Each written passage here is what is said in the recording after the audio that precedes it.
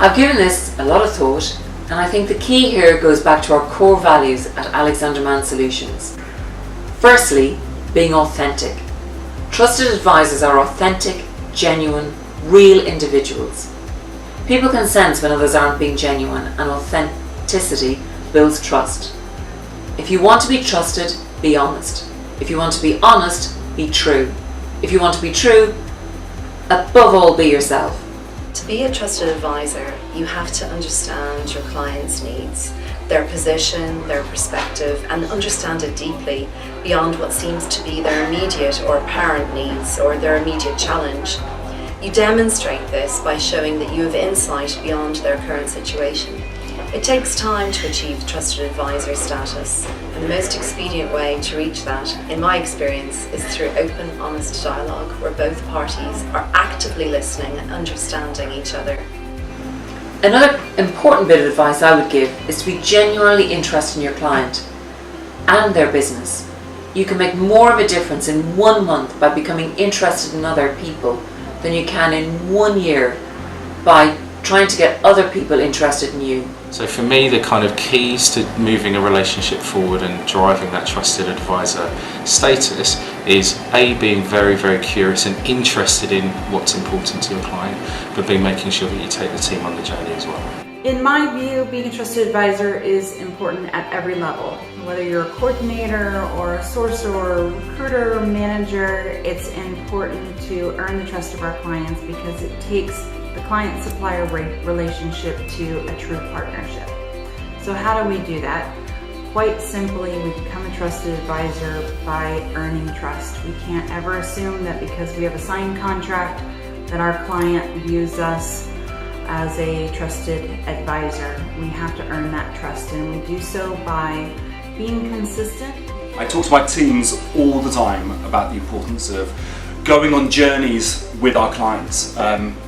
I've learned through bitter experience that if we're doing the same thing at the end of a relationship with a client, whether it's 3 years or 5 years into a contract as we were in the first year of a contract, then we will have failed our clients. Our clients' businesses move day to day, month to month, quarter to quarter.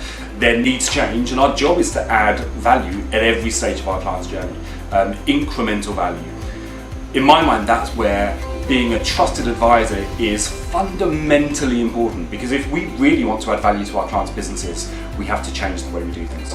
And it all stems back to, I guess, essentially being very clear around what you want to be known for, what you want to be famous for your stakeholders, and being sure in meetings and interactions and in your communications, being sure that you are providing the value that you can and making sure that you stand by what you know to be right and to be true. And as hard as that may be, because you're going to find situations that are very confronting with certain personalities. And for me, frankly, getting that experiencing early in my career, I think has set me up to really do that. And I think I'd be regarded as the person who will always speak, the same truth in terms of what needs to happen in certain situations, and be known for that. Know your stakeholders. Do your research. It's the small things like checking someone's LinkedIn before meeting them. Know the things that are important or should be important to your client. Setting Google alerts is a great way of doing this.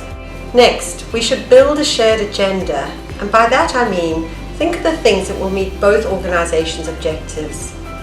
When I joined the Deloitte account, we had only very basic SLAs in place. Our client was frustrated because they felt they couldn't hold us accountable for the service. I realised the best course of action was to build a shared agenda with my client. I really took this client on a journey with me by working together collaboratively, providing insight and proposing solutions along the way. Be brave. Have the courage to challenge appropriately. Ask questions and don't be afraid to ask the difficult ones. And don't be afraid to ask the ones that may in your head appear stupid. I've found that being brave, speaking up and challenging stakeholders builds credibility. But importantly, it's the right thing to do. Our clients need to trust that we will give counsel, be proactive to bring about positive change, especially if we think the right approach is worth voicing. At AMS, we should always act with integrity. We know who we are, we know what we stand for, and we stay true to our vision and beliefs. It's really tested, of course, when things go wrong. If you are the provider of a service, it's paramount that you convey to your client how serious you are taking the situation. How overcoming that challenge is your absolute priority to get the partnership back on track. And that demands that the client believes you, of course. If you are the client, that you need to give the advisor the space and time to implement the recommendations. And if things do get back on track and you're collectively able to weather the storm, because things will go wrong from time to time in a long-term partnership, often that trust is confirmed and reinforced during that time, and the partnership is actually stronger. Always do what you say you're going to do. When you set deadlines and expectations with your clients, if you can't deliver by the expected time, still get back to them and keep them updated. Communication is such a fundamental part of building trust. Say what you're going to do and then do what you say you're going to do.